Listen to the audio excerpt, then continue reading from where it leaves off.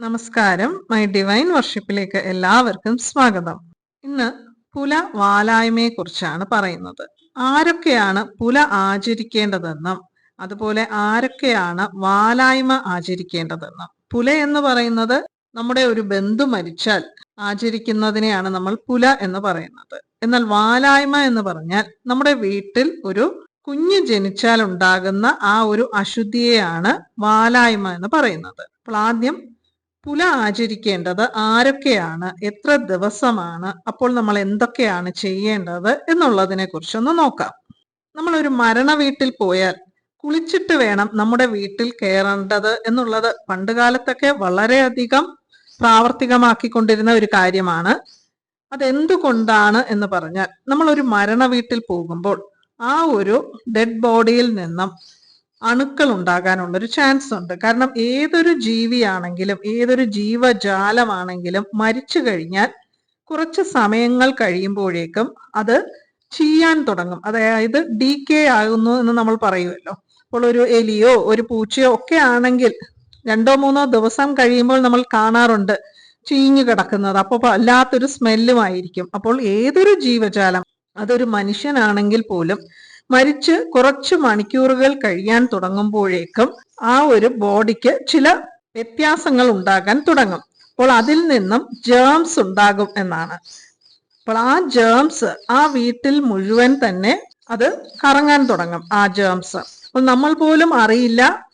നമ്മൾ ആ വീട്ടിൽ മരണം അന്വേഷിച്ച് ചെല്ലുമ്പോൾ ആ ജേംസ് നമ്മുടെ ബോഡിയിലും വരും. അപ്പോൾ അതുകൊണ്ടാണ് നമ്മൾ നമ്മുടെ വീട്ടിൽ തിരിച്ചെത്തുമ്പോൾ ആദ്യം തന്നെ നമ്മൾ ധരിച്ചിരുന്ന വസ്ത്രങ്ങളെല്ലാം മാറ്റി കുളിച്ചിട്ട് മാത്രം നമ്മുടെ വീട്ടിനുള്ളിലേക്ക് കയറണം എന്ന് പറയുന്നതിന്റെ കാരണം. പണ്ടൊക്കെ ആണെങ്കിൽ കിണറൊക്കെ ആയിരുന്നു. അപ്പോൾ കിണറ്റിന്റെ അവിടെ നിന്ന് തന്നെ കുളിച്ചിട്ടൊക്കെ തന്നെയാണ് വീട്ടിലേക്ക് കയറുന്നത്. ഇന്നിപ്പോൾ വീടിനുള്ളിലാണ് ബാത്റൂം ഒക്കെ തന്നെ.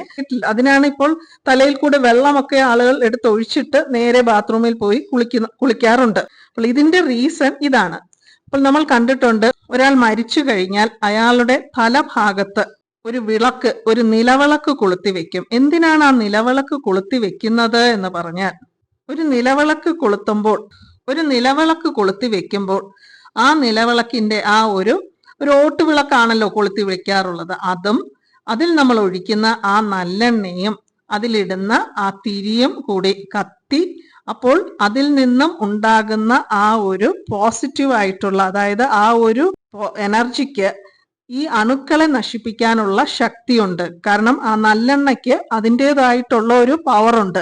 നല്ലെണ്ണയും ഈ ഓടും കൂടി ചേർന്നത് കത്തി ആ ചൂടിൽ നിന്ന് വരുന്ന ആ ഒരു എനർജിക്ക് ഈ ഡെഡ് ബോഡിയിൽ നിന്നും ഉണ്ടാകുന്ന അണുക്കളെ നശിപ്പിച്ചു കളയാനുള്ള ഒരു ശക്തി ഉള്ളത് കൊണ്ടാണ് എപ്പോഴും ഡെഡ് ബോഡിയുടെ തലഭാഗത്തായിട്ട് നമ്മളൊരു വിളക്ക് കൊളുത്തി വെക്കുന്നത്. സാധാരണയായി അങ്ങനെ കൊളുത്തി വെക്കുന്ന വിളക്ക് 10 ദിവസവും അങ്ങനെ തന്നെ കൊളുത്തി വെക്കണമെന്നാണ്. ആ വിളക്ക് നമ്മൾ അടുത്ത 10 ദിവസം അണയാതെ തന്നെ അത് കൊളുത്തി വെക്കാൻ സാധിക്കും എന്നുണ്ടെങ്കിൽ വളരെ നല്ലതാണ്. കാരണം ആ നല്ലെണ്ണയും ആ ഓട്ടുവിളക്കും ആ തിരിയും എല്ലാം കൂടി കത്തുമ്പോൾ നമ്മുടെ അന്തരീക്ഷത്തിൽ ഉള്ള ആ ഒരു നെഗറ്റീവായിട്ടുള്ള അണുക്കളെയൊക്കെ തന്നെ അത് നശിപ്പിച്ചു കളയും. അതുകൊണ്ട് അങ്ങനെ കൊളുത്തി വെക്കാൻ സാധിക്കുന്നവർക്ക് അങ്ങനെ കൊളുത്താം. അതല്ലെങ്കിൽ എല്ലാ ദിവസവും ഒരു നിശ്ചിത സമയത്തെങ്കിലും ഒരു വിളക്ക് കൊളുത്തി ആ നമ്മുടെ ഫ്രണ്ട് ഡോറിന് അരികിലായിട്ട് വെക്കാവുന്നതാണ്. ഇപ്പോൾ പൂജാമുറിയിലൊന്നും തന്നെ വിളക്ക് കൊളുത്തി വെക്കാൻ പാടില്ല പുലയുള്ളപ്പോൾ. പകരം നമുക്ക് ഇതുപോലെ ഒരു വിളക്ക് ഫ്രണ്ട് ഡോറിന് അരികിലായിട്ട് അല്ലെങ്കിൽ ഹാളിൽ എവിടെയെങ്കിലും നല്ലെണ്ണ ഒഴിച്ച് കൊളുത്തി വെക്കുന്നത് ആ ദിവസങ്ങളിൽ, പുലയുള്ള ദിവസങ്ങളിൽ നമ്മുടെ വീടിനെ ശുദ്ധീകരിക്കുന്നതിന് വളരെ നല്ലതാണ്. അപ്പോൾ മരണ വീട്ടിൽ പോയിട്ട് വരുമ്പോൾ നമ്മൾ കുളിച്ചിട്ട് നമ്മുടെ വീട്ടിൽ കയറണം എന്ന് പറയുന്നതിന്റെ പിന്നിൽ 2 കാരണങ്ങളാണുള്ളത്. ഒന്ന്, ആദ്യം പറഞ്ഞ അവിടെയുള്ള അണുക്കൾ നമ്മുടെ ശരീരത്തിൽ കയറി പറ്റാനുള്ള ഒരു ചാൻസ് ഉണ്ട്. ആ അണുക്കളെ എല്ലാം തന്നെ ഇല്ലാതാക്കുന്നതിന് വേണ്ടിയാണ് നമ്മൾ കുളിക്കുന്നത്. രണ്ടാമത്തെ കാര്യം എന്ന് പറയുന്നത്, മരണ വീട്ടിൽ എന്ന് പറയുമ്പോൾ എപ്പോഴും അവിടെ ഒരു സങ്കടകരമായ ഒരു ചുറ്റുപാടായിരിക്കും. അതായത് നെഗറ്റീവ് എനർജിയാണ് അവിടെ നിറഞ്ഞു നിൽക്കുന്നത്. അപ്പോൾ അത് നമ്മുടെ ഓറയിൽ, അതായത് നമ്മുടെ ആ ഒരു ഊർജ ശരീരത്തിൽ കയറി പറ്റിയാൽ അത് പിന്നെ നമുക്ക് പ്രശ്നമാണ്. അപ്പോൾ നമ്മുടെ ഓറയിൽ കയറിപ്പറ്റിയ ആ ഒരു നെഗറ്റീവ് എനർജിയെ ഇല്ലാതാക്കുന്നതിന് വേണ്ടിയാണ് നമ്മൾ അപ്പോൾ കുളിക്കുന്നത്. കുളിക്കുന്ന വെള്ളത്തിൽ കുറച്ച് ഉപ്പ് കൂടി ചേർത്ത് കുളിക്കുകയാണെങ്കിൽ നെഗറ്റീവ് എനർജി നമുക്ക് പൂർണ്ണമായി കളയാൻ സാധിക്കുകയും ചെയ്യും. അഗ്നിപുരാണം അനുസരിച്ചൊക്കെ തന്നെ 10 ദിവസത്തെ പുല ആചരിച്ചാൽ മതി എന്നാണ് പറയുന്നതെങ്കിലും നമ്മൾ എല്ലാവരും തന്നെ സാധാരണയായി 16ാമത്തെ ദിവസം ബലികർമ്മങ്ങൾ ചെയ്താണ് പുല ആചരിച്ചു നിർത്തുന്നത്. അതായത് നമ്മുടെ പുല തീരുന്നത് 16ാമത്തെ ദിവസമായിട്ടാണ് നമ്മൾ എല്ലാവരും തന്നെ കണക്കാക്കുന്നത്. ഇപ്പോൾ ഏത് രീതിയിൽ കണക്കാക്കുകയാണെങ്കിലും അങ്ങനെ തന്നെ മുന്നോട്ട് പോകാവുന്നതാണ്. കാരണം ചില ആൾക്കാർക്ക് 10 ദിവസം അവർ പുല ആചരിച്ച് 11ാമത്തെ ദിവസം മറ്റ് കർമ്മങ്ങളൊക്കെ ചെയ്യും. കൂടുതൽ പേരും ചെയ്യുന്നത് 15 ദിവസം പുല ആചരിച്ച് 16ാമത്തെ ദിവസം ബലിതർപ്പണം ചെയ്ത് അത് കംപ്ലീറ്റ് ആവുകയാണ്, ആ പുല ആചരിക്കുന്നത് കംപ്ലീറ്റ് ആവുകയാണ് ചെയ്യുന്നത്. എന്ന് തൊട്ടാണ് പുല ആചരിക്കേണ്ടത് എന്നുള്ളത് ഇപ്പോഴൊക്കെ ആണെങ്കിൽ ഒരാൾ മരിച്ചാൽ അയാളുടെ മക്കളൊക്കെ അമേരിക്കയിലോ UK ആണെങ്കിൽ മോർച്ചറിയിലൊക്കെ സൂക്ഷിച്ചു വെച്ച് 4-5 ദിവസം കഴിയുമ്പോഴായിരിക്കും ദഹിപ്പിക്കുന്നത്. അപ്പോൾ എന്നാണോ ആ ഡെഡ് ബോഡി ദഹിപ്പിക്കുന്നത് ആ ദിവസം മുതൽ 16 ദിവസമോ അല്ലെങ്കിൽ 10 ദിവസമോ ആണ് പുല ആചരിക്കേണ്ടത്. അയാൾ മരിച്ച ദിവസമല്ല കണക്കാക്കുന്നത്, അയാളുടെ ബോഡി ദഹിപ്പിക്കുന്ന ദിവസം മുതൽ 16 ദിവസമാണ് പുലയായിട്ട് ആചരിക്കേണ്ടത്. ഇനിയിപ്പോൾ ദൂരെ ഉള്ളവർക്ക് എങ്ങനെയാണ് പുല? പണ്ട് കാലത്തൊക്കെ ആണെങ്കിൽ കൂട്ടുകുടുംബമായതുകൊണ്ട് തന്നെ 7 തലമുറ വരെയൊക്കെ തന്നെ പുല ആചരിക്കുന്ന ഒരു സിസ്റ്റമാണ് ഉണ്ടായിരുന്നത്. ഇപ്പോൾ നമുക്ക് ഒരു 3-4 തലമുറ കഴിഞ്ഞിട്ടുള്ളവരെ ഒന്നും നമുക്ക് അറിയാൻ പോലും പാടില്ല. അപ്പോൾ ഇന്നത്തെ കാലത്ത് 3 തലമുറ വരെ ഉള്ള ബന്ധുക്കളുടെ പുലകൾ മാത്രം നമ്മൾ ആചരിക്കേണ്ട ആവശ്യമേ ഉള്ളൂ എന്നുള്ളതാണ്.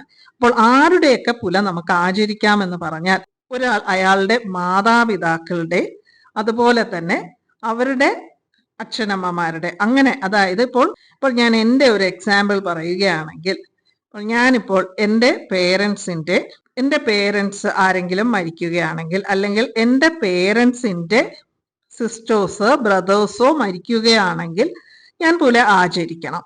അതുപോലെ തന്നെ ഇപ്പോൾ എൻ്റെ അച്ഛൻ്റെയോ അമ്മയുടെയോ സഹോദരങ്ങളുടെ മക്കൾ മരിക്കുകയാണെങ്കിൽ അവരുമായി ഞാൻ എത്രമാത്രം ഇടപഴകുന്നു എന്നുള്ളതിനനുസരിച്ചാണ് ഞാൻ പുല ആചരിക്കേണ്ടത്. ഇപ്പം നമ്മുടെ കസിൻസ് ആയിട്ട് വരും അവരൊക്കെ തന്നെ.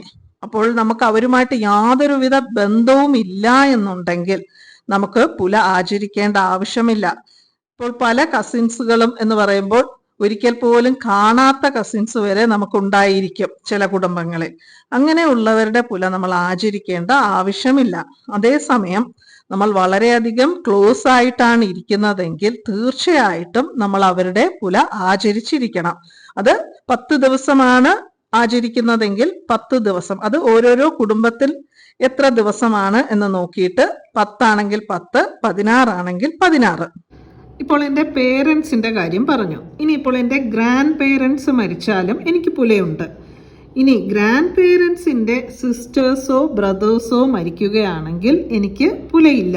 ഇപ്പോൾ ഞാൻ ഒരേ വീട്ടിൽ താമസിക്കുന്ന പക്ഷത്തിൽ മാത്രമേ എനിക്ക് എൻ്റെ ഗ്രാൻഡ് പേരൻസിൻ്റെ സിസ്റ്റേഴ്സോ ബ്രദേഴ്സോ മരിച്ചാൽ എനിക്ക് പുല ഉണ്ടാവുകയുള്ളൂ. ഇപ്പോൾ ഞാൻ ഒരിടത്തും അവർ മറ്റൊരിടത്തുമാണ് താമസിക്കുന്നതെങ്കിൽ എൻ്റെ ഗ്രാൻഡ് പേരൻസിൻ്റെ സിസ്റ്റേഴ്സും ബ്രദേഴ്സും മരിക്കുന്നത് വഴി എനിക്ക് പുല ആചരിക്കേണ്ട ആവശ്യമില്ല. അടുത്തതായിട്ട് ഇനി ഇപ്പോൾ എൻ്റെ ഹസ്ബൻഡിന്റെ ഭാഗത്ത് നിന്നുള്ളവർ മരിച്ചാൽ ഞാൻ എങ്ങനെയാണ് പുല ആചരിക്കേണ്ടത് എന്നുള്ളതിനെ കുറിച്ചാണ്. ഇപ്പോൾ എൻ്റെ ഹസ്ബൻഡിന്റെ പേരൻസ് ആണ് മരിക്കുന്നതെങ്കിൽ ഞാനും പുല ആചരിക്കേണ്ടതാണ്.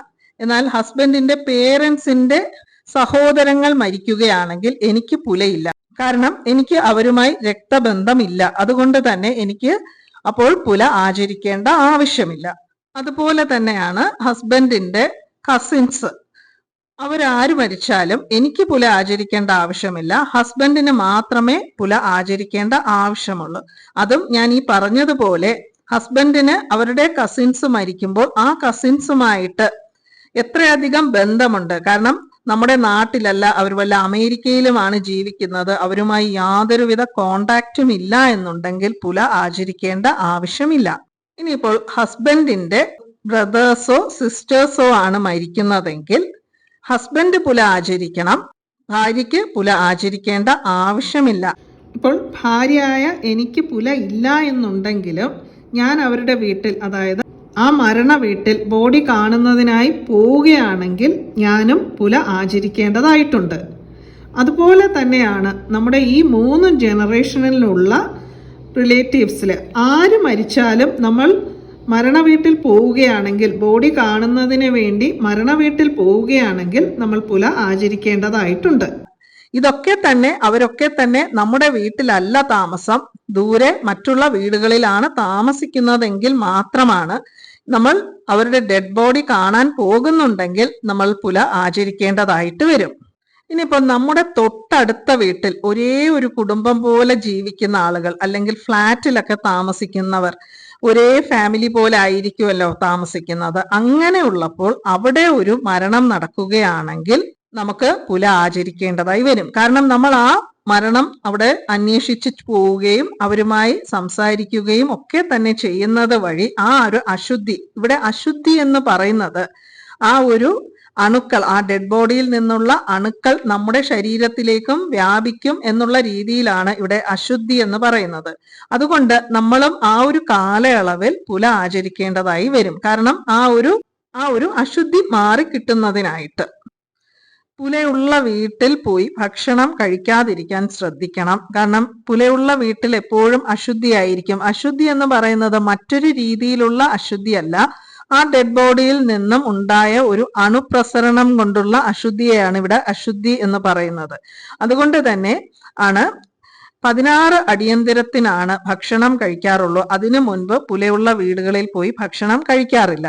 അടുത്തതായിട്ട് നമ്മുടെ ഫ്രണ്ട്സ്, നമ്മുടെ കൂടെ ജോലി ചെയ്യുന്നവർ, അങ്ങനെ നമുക്ക് പരിചയമുള്ള ആൾക്കാർ, അതുകൂടാതെ നമ്മുടെ ഡിസ്റ്റൻ്റ് ആയിട്ടുള്ള റിലേറ്റീവ്സ്, ഇവരൊക്കെ മരിക്കുകയാണെങ്കിൽ നമ്മൾ ആ മരണ വീട്ടിൽ പോവുകയാണെങ്കിൽ ആ ഒരു ദിവസത്തെ പുല നമ്മൾ ആചരിക്കേണ്ടതാണ്. അതായത് നമ്മൾ നമ്മുടെ വീട്ടിൽ തിരിച്ചു വന്നിട്ട് കുളിച്ചിട്ട് മാത്രം വീട്ടിൽ കയറുക. ആ ഒരു ദിവസം നമ്മൾ പൂജാതി കർമ്മങ്ങളിൽ നിന്നെല്ലാം തന്നെ ഒഴിവായി നിൽക്കുക എന്നുള്ളതാണ്. അത് ഒരേ ഒരു ദിവസത്തിന്റെ ആവശ്യം മാത്രമേ ഉള്ളൂ. അപ്പോൾ ആരൊക്കെയാണ് പുല ആചരിക്കേണ്ടതെന്ന് പറഞ്ഞാൽ, നമുക്ക് ഡയറക്റ്റായി രക്തബന്ധമുള്ള, നമുക്ക് അവരുമായി വളരെയധികം കോണ്ടാക്റ്റ് ഉള്ള, നമ്മൾ അവരുടെ മരണ വീട്ടിൽ പോവുകയാണെങ്കിൽ നമ്മൾ തീർച്ചയായും പുല ആചരിക്കണം. അതല്ല നമ്മുടെ അച്ഛൻ്റെ ചേച്ചിയുടെ മോൻ അല്ലെങ്കിൽ അമ്മയുടെ ചേച്ചിയുടെ മോൻ, അങ്ങനെയൊക്കെ വളരെ ദൂരെ താമസിക്കുന്നവർ, നമ്മളുമായി യാതൊരുവിധ കോണ്ടാക്റ്റും ഇല്ലാത്തവരാണെങ്കിൽ നമ്മൾ പുല ആചരിക്കേണ്ട ആവശ്യമില്ല. എന്നാൽ അവരുമായി നമുക്ക് വളരെയധികം കോണ്ടാക്റ്റ് ഉണ്ട് എന്ന് പറയുന്ന പക്ഷം, കാരണം അവരൊക്കെ തന്നെ നമ്മുടെ കസിൻസ് അല്ലെങ്കിൽ ബ്രദേഴ്സ് സിസ്റ്റേഴ്സ് ആ ഒരു രീതിയിലാണ് വരുന്നത്, അവരുമായിട്ടൊക്കെ തന്നെ വളരെ നല്ല കോണ്ടാക്റ്റിലാണ് നമ്മൾ ഇരിക്കുന്നതെങ്കിൽ നമ്മൾ പുല ആചരിക്കേണ്ടി വരും. കാരണം ചില ആൾക്കാരൊക്കെ തന്നെ വളരെ കാലം മുൻപേ തന്നെ വീട് വിട്ടൊക്കെ പോയി മറ്റുള്ളവരുമായിട്ട് യാതൊരുവിധ ബന്ധവും ഇല്ലാതെയൊക്കെ ജീവിക്കുന്നവരായിരിക്കും. അപ്പോൾ അവരുടെയൊക്കെ മരണം നമ്മൾ അറിയുമ്പോൾ നമുക്ക് അത് ആചരിക്കേണ്ട ആവശ്യമില്ല. കാരണം അവർക്ക് നമ്മളുമായി യാതൊരുവിധ ബന്ധവും ഇല്ല എന്നുള്ളത് കൊണ്ട് തന്നെയാണ്. ഇനി വാലായ്മ എന്ന് പറയുന്നത്, ഒരു കുഞ്ഞ് ജനിച്ചാൽ ഉണ്ടാകുന്ന ആ ഒരു അശുദ്ധിയെയാണ് വാലായ്മ എന്ന് പറയുന്നത്. അവിടെയും അത് ഒരു അശുദ്ധിയല്ല. പിന്നെ എന്താണ് ആക്ച്വലി എന്ന് പറഞ്ഞാൽ, ആ കുഞ്ഞിന്റെ അമ്മയ്ക്കും മറ്റുള്ളവരിൽ നിന്നും യാതൊരുവിധ അണുബാധയും ഉണ്ടാകാതിരിക്കുന്നതിന് വേണ്ടി പാലിക്കുന്ന ഒരു ആചാരത്തെയാണ് ഇവിടെ വാലായ്മ എന്ന് പറയുന്നത്. ഈ വാലായ്മ 11 ദിവസമാണ്. ഈ 11 ദിവസം എന്ന് പറയുമ്പോൾ ഒരു കൊച്ചു കുഞ്ഞിനെ പുറത്തു നിന്നൊക്കെ പല ദൂരങ്ങളിൽ നിന്നൊക്കെ യാത്ര ചെയ്ത് ഓരോരുത്തർ വന്ന് കാണുകയാണെങ്കിൽ അവർ ഓൾറെഡി തന്നെ പല ജേംസും ക്യാരി ചെയ്തായിരിക്കും വരുന്നത്. അപ്പോൾ ആ കുഞ്ഞിനെ എടുക്കുമ്പോൾ ആ കുഞ്ഞിലേക്ക് രോഗങ്ങൾ പകരാനുള്ള സാധ്യതയുണ്ട്. അപ്പോൾ ആ ഒരു സാധ്യത അവോയ്ഡ് ചെയ്യുന്നതിന് വേണ്ടി ആചരിക്കുന്ന ഒരു സിസ്റ്റമാണ് ഈ വാലായ്മ എന്ന് പറയുന്നത്.